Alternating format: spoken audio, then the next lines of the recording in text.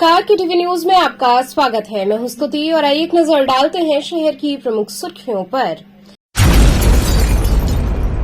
आगामी त्योहारों के दृष्टिगत एसीपी दशाश्वमेध के नेतृत्व में पुलिस बल ने संवेदनशील इलाकों में निकाला route march. Additional police commissioner ने सुरक्षा व्यवस्था के संदर्भ में दी जानकारी।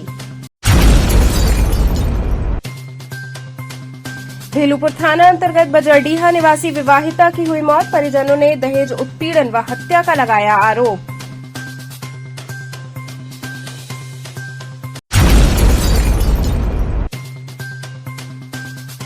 साइबर फ्रॉड का शिकार हुए निजी स्कूल के प्रबंधक ने लगाया आरोप। एफआईआर के बावजूद नहीं हो रही कार्रवाई।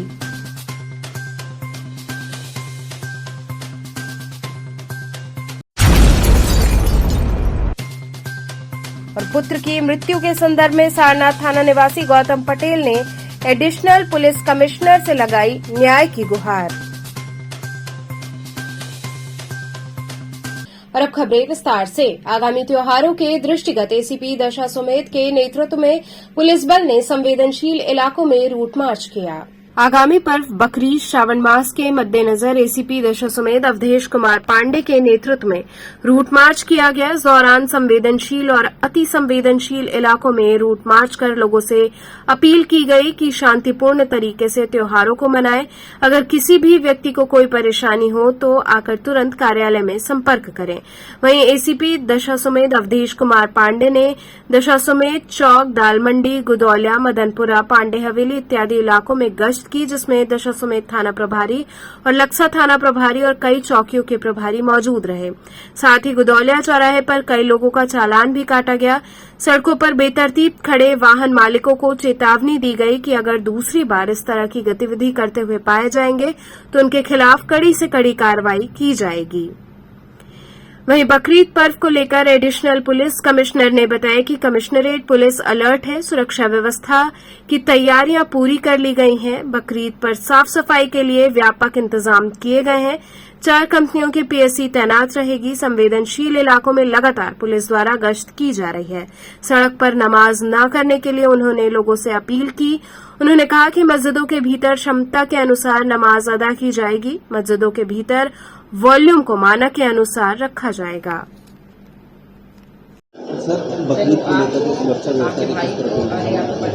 देखिए, कल 29 तारीख को बकरीद का पर्व मनाया जाएगा और बकरीद को लेकर के पुलिस प्रशासन की ओर से, जिला प्रशासन की ओर से व्यापक स्तर पर तैयारी की गई है।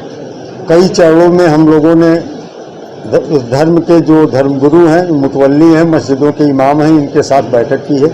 साथ में जिला प्रशासन, नगर निगम और जलकल विभाग से लेकर के जितने संबंधित विभाग हैं, साफ सफाई, स्वच्छता, बिजली, पानी आदि को लेकर के मीटिंग करके सारी व्यवस्थाएं सुनिश्चित की गई है। शांत व्यवस्था बनाए रखने के लिए भारी संख्या में पुलिस बल नियोजित किया गया है। 4 कंपनी पीएससी लगाई गई है। लगातार विभिन्न गलियों में, सार्वजनिक स्थानों पर पुलिस के गश्त पिकेट की व्यवस्था की गई है। तो हम विश्वास करते हैं कि लोग बहुत ही शांतिपूर्ण और सद्भावपूर्ण माहौल में इस त्यौहार को मनाएंगे। लोगों से एक अपील भी की गई है कि सड़क पर कोई नमाज नहीं होगी। मस्जिदों के अंदर उसकी लिमिटेड सीमा के भीतर ही नमाज अदा की जाएगी और वॉल्यूम को उसी मानक के अनुरूप जो सुप्रीम कोर्ट के निर्देश हैं रखा जाएगा। भेलूपुर थाना अंतर्गत बजरडीहा निवासी विवाहिता की मौत हो गई। परिजनों ने दहेज उत्पीड़न व हत्या का आरोप लगाया। भेलूपुर थाना अंतर्गत बजरडीहा में विवाहिता को दहेज के लिए मारने का आरोप लगा है, या यूं कह लें कि एक विवाहिता दहेज की वेदी पर बलि चढ़ गई। बताया जा रहा है कि सुमन कुमारी, उम्र लगभग 23 वर्ष की शादी 2020 में बजरडीहा के लाहौरी टोला में हुआ था। सुमन की शादी विवेक कुमार प्रजापति के साथ धूमधाम से की गई थी। विवेक कुमार प्रजापति पुत्र छोटेलाल प्रजापति बजरडीहा क्षेत्र में हार्डवेयर की दुकान चलाते हैं।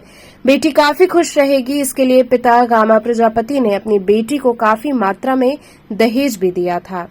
दहेज लोभियों को दहेज मिलने के बाद उनकी डिमांड बढ़ती गई तथा वो समय समय पर और भी दहेज की मांग करने लगे। सुमन कुमारी के भाई और भतीजे ने बताया कि अभी पिछले साल ही विवेक कुमार प्रजापति ने उनकी मांग पर बाइक दिया था। दिन प्रतिदिन विवेक कुमार प्रजापति के घर वालों और विवेक की मांग बढ़ती जा रही थी। अभी हाल ही में उन्होंने 4 व्हीलर की मांग भी कर डाली थी। बता दें कि सुमन को एक 2 साल का पुत्र है और 1 माह की पुत्री है। सुमन के परिजनों ने बताया कि विवेक कुमार प्रजापति पहले भी सुमन को कई बार मारा पीटा था, परंतु लोगों के समझाने पर हम लोगों ने कोई भी शिकायत पुलिस में नहीं की और हम लोगों ने समझौता कर लिया। सुमन का मायका जमालपुर के ग्राम सहेवा में है। सुमन के परिजनों ने यह भी आरोप लगाया कि सुमन के ससुराल वाले हम लोगों को उसकी मृत्यु की सूचना तक नहीं दिए। ये सूचना पुलिस के द्वारा दी गई। जब हम लोग हॉस्पिटल पहुंचे तो देखा कि उसके गले पर चोट के निशान थे, शरीर पर भी कई जगह चोट के निशान थे। दीदी जी क्या हुआ है? दीदी को मार दिया गया। क्या नाम था दीदी का? और सुमन कुमारी। कितने बच्चे थे? 2 बच्चे हैं। क्या नाम है बच्चों का? एक लाडू है, एक लड़की 1 महीने का है। तो क्या क्यों मारा गया है? क्या कारण था? दहेज के प्रति आपको सूचना कैसे मिली? पुलिस की। क्या बोली पुलिस? पुलिस बोली कि आपको बहन का कुआ एक्सपायर हो गया, अपने हितनाथ को फोन कर दे आयो। ये लड़का बाहर काम करता है। आप क्या करते हैं? हलवाई का काम करते हैं। अच्छा, कितने भाई बहन हैं आप लोग? 5 बहन 1 भाई। तो सुमन जो है किस नंबर पे थी? 5वां। बहन में लास्ट नंबर पे। तो सब लोग आए थे यहाँ पे। तो आप लोगों ने लिखित दिया थाने पे या चौकी पे? जी। तो क्या बोले कार्रवाई के लिए? क्या बोले? कार्रवाई में कुछ नहीं, हमारा रिपोर्ट बस दर्ज कर लिया गया है और उससे पहले उन्होंने ये बोला कि आपकी कार्रवाई हमारे पास आ चुकी है। आप मामला ये है कि सर हमारी वो जो लगती है वो हमारी बुआ है। वो हमारी बुआ है, वो हमारी उनकी जो माता जी वो हमारी दादी लगती है। और मामला ये है कि हमारे पर जब कॉल आया तो हमारे पे घर वालों ने कॉल नहीं किया। उससे पहले हमारी जो माता जी है, जो मतलब हमारी दादी हैं, वो गई थी वहाँ पे ससुराल में मिलने के लिए। उन्होंने बुलाया कि तबीयत ख़राब है, सुमन ने फ़ोन किया हमको। तो दादी जी हमारी गए जब वहाँ पे मिलने के लिए तो उन्होंने उनसे बात नहीं करने दिया। उसके बाद उन्होंने रात को ही हमारी दादी को 8 बजे घर पे भेज दिए। सहेवा हमारा गांव है, वहाँ पे घर पे भेजने के बाद फिर सुबह में हमको 12 बजे उसका तबीयत ख़राब हुआ, लेकिन हमको कॉल नहीं आया, कोई सूचना नहीं। और हमको 3 बजे करीब में 2-3 बजे करीब में प्रशासन द्वारा हमको फ़ोन गया कि हाँ आपकी लड़की का डेथ हो गया है, आप आइए, सभी को रिश्तेदार को लेकर के आप देख लीजिए। हमको घर वालों ने क्यों नहीं कॉल किया? और उसके शरीर पे पूरा एकदम मारने का निशान है और गले दाबने का निशान है, फांसी का निशान है। अभी तक प्रशासन से कोई कार्रवाई हमारी नहीं हुई, अभी तक हमारा रिपोर्ट भी दर्ज नहीं हुआ। ये क्यों नहीं हुआ? हमको ये इस बात का जवाब चाहिए। और घर से हमको फ़ोन क्यों नहीं आया? अगर किसी की माँ बहन अगर बीमार हो जाती है तो पहले उसके घर से कॉल उसके यहाँ जाना चाहिए। हमको प्रशासन क्यों कॉल किया? पहले उसके घर से हमको क्यों नहीं कॉल आया? और हमारी माता जी को क्यों नहीं बात करने दिए? उससे हमको बात करने दिए होते हैं, हमारी माता जी से बात करना हमारा फर्ज है। हमसे बात नहीं करने दिया अकेले में उससे। क्या नाम था और यहाँ के रहने वाले थे? कितनी बहन है, कितने भाई बहन है ये लोग? वो लोग 4 बहन है, 1 भाई है, ये छोटा सा। क्या नाम था जिनको मारा गया? उनका जिनका मारा गया उनका सुमन नाम है। कब शादी हुई थी इनकी? इनका शादी 3 साल पहले हुआ था, 2020 में, लॉकडाउन में। कहाँ पे हुआ था शादी? शादी बजडीहा यहाँ पड़ता है बनारस में, 2 किलोमीटर पास में। क्या इनके पति का क्या नाम है और क्या करते हैं? इनके पति का नाम विवेक कुमार है, विवेक कुमार प्रजापति, और वो हार्डवेयर का काम करते हैं। तो क्यों मारा गया? क्या लगता है आपको? दहेज प्रथा के चलते हम लोगों को हमेशा ये फोन आता रहता था, क्योंकि हमारी वो बुआ है, हम लोग रहने वाले दूर के हैं थोड़े से, तो हमको ये सूचना मिलती थी कि हाँ वो लोग दहेज की मांग कर रहे हैं। हमारी दादी हमको हमेशा फ़ोन करके बोलती थी कि दहेज की मांग कर रहे हैं। तो उन लोग को बार बार यही प्रताड़ित किया जाता था कि हमारे यहाँ बनारस में ऐसा होता है कि बेहुआ लेकर आइए, हमारे यहाँ 1 कुंटल बेहुआ लेकर आइए, हम लोग पूरे खानदान को बांटते हैं, धोती लत्ता हर एक चीज़। और फिर उसके बाद जब छोटे भाई का हम लोग सोच रहे थे कि क्योंकि ये पढ़ता उड़ता नहीं है, तो हम लोग सोच रहे थे कि इसका शादी करने के लिए जिम्मेदार व्यक्ति हो जाएगा, तो इसकी शादी के लिए वो 4 चक्का की मांग कर रहे थे कि आप 4 चक्का देंगे तभी हम आपको बहन को आपके यहाँ लेकर आएंगे, इसका मोहर बांधेंगे, नहीं तो हम नहीं बांधेंगे। अभी उसके पहले हम लोगों ने 4 चक्का, उनको 2 चकवा अपाची दिया, उसके बावजूद भी हमसे मांग कर रहे थे 4 चकवा की। बताइए, अभी तक हमारा रिपोर्ट नहीं लिखा गया, हम कैसे तसल्ली धरेंगे? तो क्या करते हैं, क्या मांग करते हैं? अभी मांग करते हैं कुछ नहीं, यही दहेज के लिए लेकर हमारी मतलब बुआ को प्रताड़ित किया गया। इसी के चक्कर में हमको फ़ोन नहीं किए, प्रशासन को लेकर आए यहाँ पे 3 हॉस्पिटल दौड़ने के बाद प्रशासन को लेकर आए, तब हमको प्रशासन द्वारा कॉल आया। पहले किसी से हमारी बात नहीं हुई और बात भी नहीं करते थे। इससे पहले जो हमारे दादाजी हैं उन पे भी 2 बार उन्होंने विवेक कुमार जी ने हाथ उठाने का प्रयास किया था। क्यों उठाने का प्रयास किया था? और बातचीत भी किसी से नहीं कराते थे। साइबर फ्रॉड का शिकार हुए निजी स्कूल के प्रबंधक ने एफआईआर दर्ज होने के बावजूद कार्रवाई न होने का आरोप लगाया। वाराणसी में साइबर ठगी का एक नया मामला सामने आया है, जिसमें ठगों ने शेयर मार्केट में मुनाफा कमाने के नाम पर पीड़ित का 1,00,000-2 लाख नहीं बल्कि 5.5 लाख रुपए ठग लिया। मामले की शिकायत भी साइबर सेल में हो चुकी है और एफआईआर भी दर्ज हो चुका है, लेकिन आरोप है कि बजाय कार्रवाई के पुलिस मामले की लीपापोती में जुटी हुई है, जिससे पीड़ित अधिकारियों के यहां चक्कर लगाने को मजबूर है। वाराणसी के भोजूबीर इलाके के रहने वाले धर्मेंद्र सिंह एक निजी स्कूल के प्रबंधक हैं। उन्होंने बताया कि अपनी जमा पूंजी उन्होंने एक कंपनी में, जिसका नाम एंजल वन है, डीमैट अकाउंट खुलवाकर कुछ मुनाफा कमाना चाहा, लेकिन वाराणसी में कंपनी के कर्मचारी पंकज सिंह ने बगैर उनको सूचना दिए ही उनके डीमैट अकाउंट से 2 लाख तो उनकी पत्नी के डीमैट अकाउंट से 3.5 लाख रुपए निकाल लिए। इसका पता उनको तब चला जब बैंक से मैसेज आया। इसकी शिकायत साइबर सेल में करने पर 6 माह बाद जाकर पंकज सिंह और उसके साथी हितेश के खिलाफ साइबर सेल में मुकदमा भी हो गया, लेकिन मुकदमा हुए भी 2 महीने का वक्त बीत गया है, पर कार्रवाई कुछ नहीं हुई। इसी से आज जाकर वे अधिकारियों के यहां चक्कर लगा रहे हैं ताकि न्याय मिल सके और आरोपी सलाखों के पीछे हो। और मैं अपने और अपने पत्नी के नाम से एंजल वन नामक साइट है, डीमैट अकाउंट ओपन कराया जो है, और 2 व्यक्तियों ने मिल करके हमारे उस अकाउंट को पूरा जो है खाली कर दिया, जिसका मुझे जानकारी एसएमएस के द्वारा मोबाइल पे जब आया, पता चला कि आपके अकाउंट खाली हो चुका है, तब मुझे ये जानकारी हुई कि आपके साथ फ्रॉड हो गया है और 5.5 लाख रुपए मेरे और मेरे पत्नी श्वेता सिंह के अकाउंट से फ्रॉड हुआ है। और 2 व्यक्ति, एक का नाम पंकज सिंह है और दूसरा एक हितेश है जो कि बम्बई से ऑपरेट करता है, जिनका मोबाइल नंबर और नाम सहित मैंने लिखित में दिया। 27/11/2022 को मैंने एप्लीकेशन दिया, कई बार चक्कर मारता रहा, कोई कार्रवाई नहीं हुई। अंत में जाकर के 28/4/2023 को साइबर क्राइम थाना में मुकदमा पंजीकृत हुआ। आज 3 महीने 2.5 महीने बीतने के बाद भी मैं अधिकारियों के चक्कर लगा रहा हूँ और अभी तक कोई एफआईआर होने के बाद भी कोई कार्रवाई नहीं हुई है। ये बताइए, ये इतने समय बाद एफआईआर हुआ और पुलिस का क्या रवैया रहा? पुलिस का रवैया, पहली बार जब मैंने एप्लीकेशन दिया तो उन लोगों ने रिसीविंग नहीं दिया। वो लोग जो भी उनका अपना चक्कर हो, वो कहे कि आप जांच हो जाएगी तब एफआईआर होगा। फिर वो लोग सारा डाटा और सारा चीज़ें कहे कि बटोरने में समय लगता है, और वो अब जो भी समस्या नेट की हो, पुलिस का प्रक्रिया हो, उसमें वो हवाला देते थे कि अभी आया नहीं है, अभी आया नहीं है, अभी आया नहीं है। फिर बाद में ये बताया गया कि जो पंकज एक लड़का है, उसका डाटा मिल गया है, उसने ऑपरेट किया है, सारी चीज़ें दोनों हैंडल किया है। फिर भी एफआईआर नहीं कर रहे थे। संजोग से एक अधिकारी हमारे संबंधित थे, हमने पूरा प्रकरण बताया तो उन्होंने, उनके कहने पे किसी तरीके से मुकदमा पंजीकृत हुआ।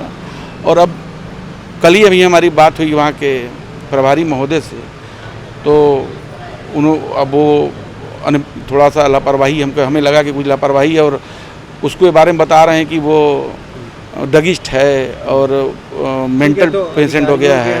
फरियाद लेकर आप? जी, मैं अधिकारी के यहाँ आया हूँ कि इनके संज्ञान में भी हो जाए, कि न्याय हो सके। और बात पैसे की नहीं, मेरा प्रयास ये है कि कम से कम और भी कोई भाई बंधु हों जिनके साथ ठगी से शिकार से बच सकें। मेरा मकसद ये है।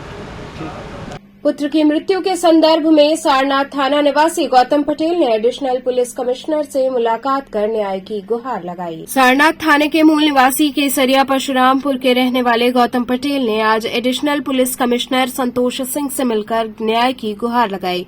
गौतम पटेल का आरोप है कि उनके पुत्र को उनके ही दोस्त चौबेपुर स्थित मार्कंडे महादेव मंदिर घूमने ले जाने के लिए साथ ले गए थे, लेकिन मेरे पुत्र की गंगा में डूबने से मृत्यु हो गई।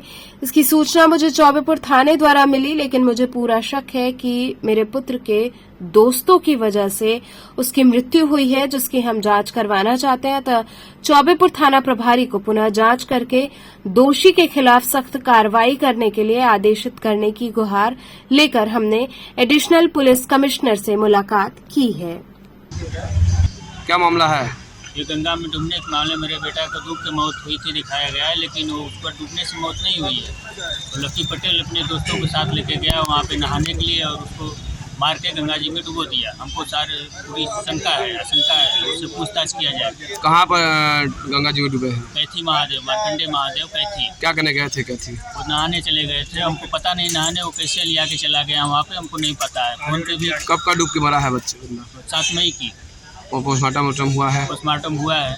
FIR दर्ज हुआ? FIR दर्ज हमारा नहीं किया गया, हम थाने पे गए थे उस दिन 7 मई को।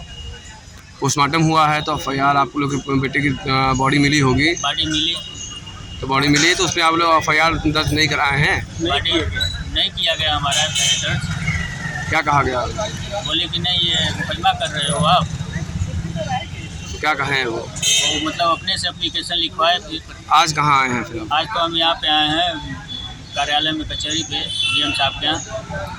यहाँ रुकेंगे एक छोटे से ब्रेक के लिए। आप बने रहिए KTV के साथ।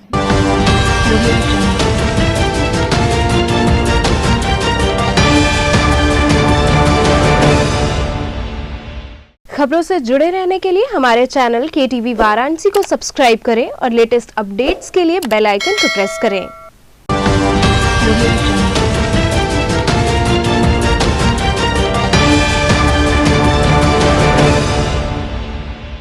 ब्रेक के बाद आपका स्वागत है। श्रावण मास में बाबा काशी विश्वनाथ व सावन मेला क्षेत्र में सुरक्षा व्यवस्था के संदर्भ में DCP जोन काशी ने जानकारी दी। शिव की नगरी काशी में श्रावण मास में बाबा श्री काशी विश्वनाथ मंदिर और सावन मेला क्षेत्र की सुरक्षा व्यवस्था को बढ़ाए जाने को लेकर वाराणसी काशी जोन के DCP RS गौतम ने बताया कि 4 जुलाई से 31 अगस्त तक चलने वाले सावन के मेले की पुलिस सुरक्षा को लेकर 5 जोन, 15 सेक्टर और 24 सब सेक्टर में बांटा गया है। प्रत्येक जोन में एक पुलिस एडिशनल ACP रैंक के अधिकारी, सेक्टर में डिप्टी ACP रैंक के अधिकारी और सब सेक्टर में निरीक्षक और उप निरीक्षक रैंक के अधिकारी को प्रभारी बनाया गया है। पुलिस के जवानों के साथ PSC और RAF की सुरक्षा के मद्देनजर तैनात किए जा रहे हैं। साथ ही सिविल में पुलिस के जवानों की तैनाती की जा रही है। वहीं सावन के सोमवार को विशेष सुरक्षा व्यवस्था होगी। भीड़ को व्यवस्थित करने और निगरानी के लिए ड्रोन कैमरों और CCTV कैमरों की मदद ली जाएगी, जिसके लिए कांवरियों के रूट पर CCTV कैमरों की संख्या बढ़ाई जा रही है। सर, इस बार सावन का ड्यूरेशन बढ़ गया है, लगभग 2 महीने का सावन है और काफ़ी चुनौती भरा ये समय होता है पुलिस के लिए भी। तो किस तरह से आप लोगों ने फोर्स डिप्लॉयमेंट की है, क्या तैयारियां की हैं? बनारस के लिहाज से बड़ा महत्वपूर्ण होता है ये जगह। 4 जुलाई से 31 अगस्त तक पूरा सावन मेला चलेगा और पुलिस सुरक्षा की दृष्टि से पूरे मेला क्षेत्र को 5 जोन, 12 सब सेक्टर और 24 सब सेक्टर में विभाजित किया गया है। प्रत्येक जोन में एक एडिशनल SP रैंक के अधिकारी को और सेक्टर में डिप्टी SP रैंक के अधिकारी को, सब सेक्टर में निरीक्षक या उप निरीक्षक स्तर के अधिकारी को प्रभारी बनाया गया है। पर्याप्त पुलिस बल, सिविल पुलिस बल, सादे वस्त्रों का पुलिस बल, अभिसूचना का पुलिस बल और PSC और RAF को जो है व्यवस्थापित किया जा रहा है। प्रबंधन आदेश निर्गत किया गया है। सभी जगह जो है जल में बैरिकेटिंग की कार्रवाई की जा रही है, जिससे कि गहरे पानी में लोग ना जाएं। PA सिस्टम की व्यवस्था की जा रही है। खोया पाया केंद्र के माध्यम से जो बिछड़े हुए लोग रहेंगे उनको आपस में मिलाने की कार्रवाई, और साथ ही साथ जो है ट्रैफिक भी सही तरीके से चलते रहे तो पार्किंग की व्यवस्था और ट्रैफिक डाइवर्जन की व्यवस्था ये भी मुकम्मल रूप से की जा रही है। तो कुछ नो व्हीकल जोन भी बनाए गए हैं, जैसे मैदागिन से गदौलिया तक का मार्ग है, या इसके अलावा भी कोई ऐसा मार्ग, और उसके साथ ही साथ जो समूह में जल अभिषेक के लिए लोग आते हैं उनके लिए भी क्या कोई व्यवस्था है?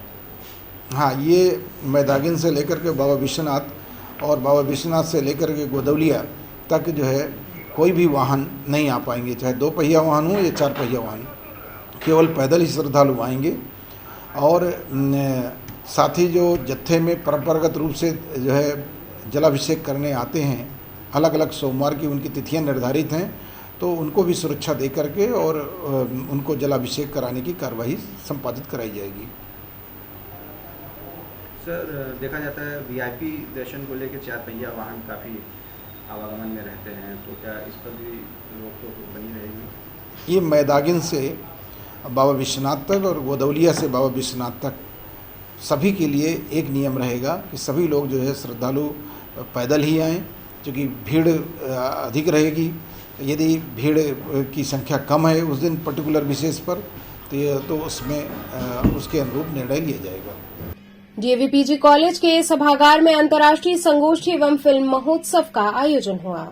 डीएवीपीजी कॉलेज, काशी हिंदू विश्वविद्यालय, लिवम फाउंडेशन एवं केटू प्रकाशन के संयुक्त तत्वावधान में पर्यावरण, साहित्य एवं सिनेमा पर 2 दिवसीय अंतर्राष्ट्रीय संगोष्ठी एवं फिल्म महोत्सव का आयोजन डीएवीपीजी कॉलेज के स्वर्गीय पीएन सिंह यादव स्मृति सभागार में किया गया।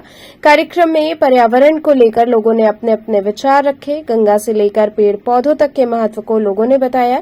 कार्यक्रम में प्रमुख रूप से प्रधानाचार्य professor Satyagopal, doctor Vijay Yadav, Ajit Kumar Singh, doctor Neerja Madhav, Rupesh Kumar Gupta सहित छात्र छात्राएं उपस्थित रहे। किस तरह का ये कार्यक्रम आज चल रहा है? आज कार्यक्रम जो है हमारे डीएवीपीजी कॉलेज और लिब्रम फाउंडेशन और केटू फाउंडेशन, एक केटू पब्लिकेशन है, तीनों के संयुक्त तत्वाधान में एक 2 दिवसीय महासम्मेलन हो रहा है, जिसमें कि पर्यावरण, साहित्य और सिनेमा पर चर्चा परिचर्चा हो रही है। क्योंकि आज के यह हमारी सोसाइटी के लिए बहुत ही महत्वपूर्ण विषय है, क्योंकि पर्यावरण का जिस तरह से दोहन हो रहा है समाज में, उसका खामियाजा भी हम लोग खुद भुगत रहे हैं। और जैसे लोगों में अवेयरनेस नहीं आएगी, जागरूकता नहीं आएगी खासकर पर्यावरण के प्रति, वैसे हम लोग पढ़े लिखे होकर भी अपने पर्यावरण को ज़्यादातर सुदृढ़ नहीं कर सकते। इसी विषय पर चर्चाएं हैं, उसमें साहित्य भी है। हमारी साहित्य जो हमारी संस्कृति है, वेदों से लेकर है, और वेद में बहुत सारी चीज़ें पर्यावरण से लेकर है, जिससे कि पर्यावरण को हम लोग सभी संरक्षित करते हैं। तो साहित्य, पर्यावरण और सिनेमा भी ऐसे जागरूक सिनेमा जो लोगों के मानस पटल पर अंकित हो जाए, एक मानसिक चिन्ह बन जाए, जिससे कि लोग पर्यावरण के प्रति ज़्यादातर डिटोरिएट न करें, पर्यावरण का दोहन न करें और पर्यावरण को कहीं न कहीं उन्नत बनाने का प्रयास करें। इस विषय पर हमारे बहुत सारे देश के जो प्रतिभागी लोग हैं वो आए हैं, हमारे वक्ता लोग हैं, हमारी आकाशवाणी की डॉक्टर नीरजा माधव जी आई हुई हैं, नरेश कुमार जो बिहार से आए हुए हैं, वो प्रोफेसर हैं, और मंत्री प्रबंधक अजीत जी हैं, और मैं हूँ। तमाम तरह के पार्टिसिपेंट्स हैं इस कॉलेज के, हमारे बुद्धिजीवी शिक्षकगण हैं। सभी लोगों में इस तरह की भावनाओं का विकास करना, जिससे कि लोग इसके प्रति जागरूक हों और हमारी बनारस की धरती पर कहीं न कहीं एक हरित क्रांति का कहीं न कहीं बीजारोपण हो, इसलिए ये कार्यक्रम प्रायोजित हो रहा है। ये पर्यावरण, साहित्य, सिनेमा पे ये जो कार्यक्रम में आप आए हुए हैं, शिरकत किए हुए हैं, ये लिब्रम फिल्म फेस्टिवल के माध्यम से हम जन जागरूकता के माध्यम से आम जनमानस में पूरे भारतवर्ष में हम एक यात्रा निकाले हुए हैं। चूँकि मैं डीएवीपीजी कॉलेज का एक स्टूडेंट हूँ, तो मैं अपने गुरुजनों के आशीर्वाद के लिए ये प्रोग्राम यहाँ हमने शुरुआत किया है। सबसे पहले ये प्रोग्राम हमने महात्मा गांधी काशी विद्यापीठ में किया था, वहाँ सफलतापूर्वक करने के बाद हम डीएवीपीजी कॉलेज में कर रहे हैं, और ये यात्रा बिहार से लेकर तमाम राज्यों में जारी रहेगी। तो इससे किसको इसका लाभ मिलेगा? इसका लाभ आम जनमानस को मिलेगा, क्योंकि बुद्धिजीवी जो होते हैं, खासकर शैक्षणिक संस्थानों में पढ़ने वाले जितने भी शोधार्थी हैं, कहीं न कहीं वो आम जनमानस से जुड़े होते हैं। जितने भी प्रोफेसर हैं, आर्टिकल्स के माध्यम से, उनके शोध किए कार्यों के माध्यम से, प्रयोगात्मक पहलू के माध्यम से ये जन जन तक जाएगी और सभी को इसको लाभ मिलेगा। क्या लाभ मिलेगा इसका लाभ ये मिलेगा कि आज जो टेम्परेचर बढ़ रहा है पर्यावरण में, आप जो देख रहे हैं स्थिति, कहीं न कहीं बड़ी भयावह स्थिति है।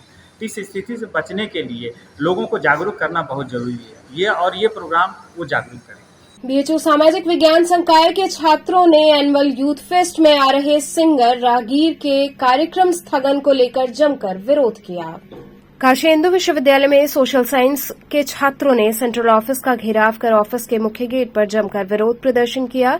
छात्रों का कहना है कि विश्वविद्यालय में संकाय का अभिकल्पन कार्यक्रम चल रहा है, जिसमें सिंगर राहगीर का कार्यक्रम होना सुनिश्चित हुआ, लेकिन उस कार्यक्रम को विश्वविद्यालय प्रशासन द्वारा अनुमति नहीं दी जा रही है। सैकड़ों की संख्या में छात्रों ने सामाजिक विज्ञान संकाय के डीन के खिलाफ जमकर नारेबाजी की। छात्रों का कहना है कि हमने कार्यक्रम की पूरी तैयारी कर ली थी, लेकिन विश्वविद्यालय प्रशासन प्रशासन द्वारा इसे निरस्त किया जा रहा है। छात्रों ने ये भी आरोप लगाया कि इस कार्यक्रम को होने दिया जाए। इसको लेकर इस कार्यक्रम के कोऑर्डिनेट करने की टीम रेक्टर को ज्ञापन देने आई थी, लेकिन उन्हें अंदर बंद कर दिया गया और बाहर नहीं आने दिया जा रहा है। हम चाहते हैं कि हमारे साथियों को जल्द से जल्द बाहर आने दिया जाए और इस कार्यक्रम को होने दिया जाए। छात्रों के विरोध प्रदर्शन को देखते हुए बड़ी संख्या में प्रोक्टोरियल बोर्ड के टीम मौके पर मौजूद रही और छात्रों को समझाने बुझाने में जुटी रही।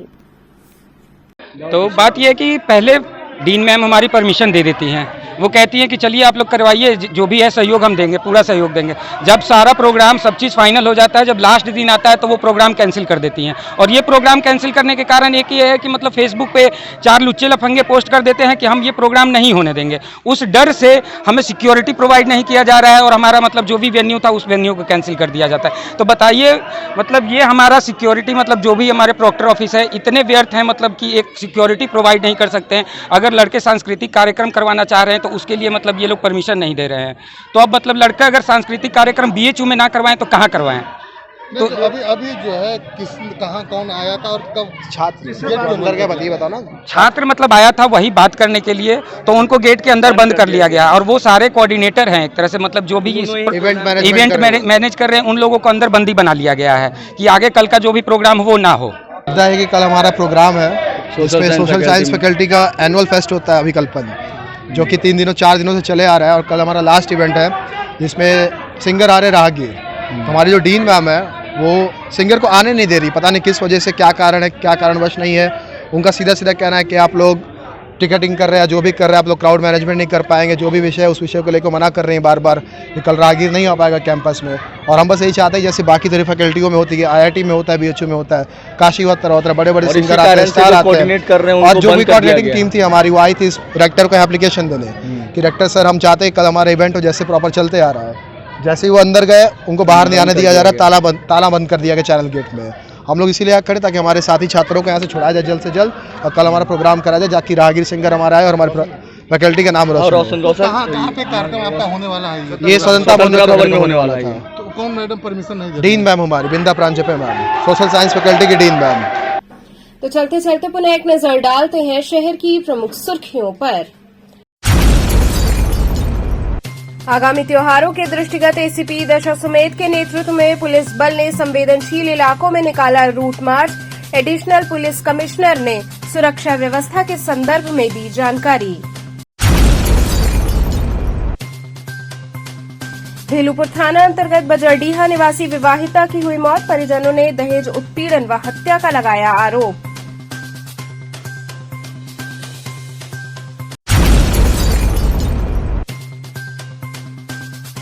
साइबर फ्रॉड का शिकार हुए निजी स्कूल के प्रबंधक ने लगाया आरोप, FIR के बावजूद नहीं हो रही कार्रवाई।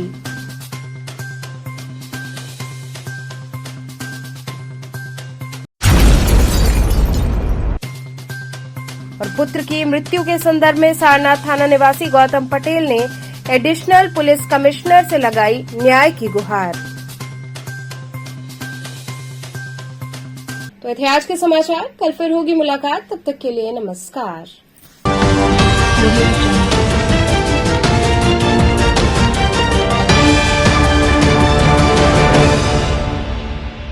खबरों से जुड़े रहने के लिए हमारे चैनल KTV वाराणसी को सब्सक्राइब करें और लेटेस्ट अपडेट्स के लिए बेल आइकन को प्रेस करें।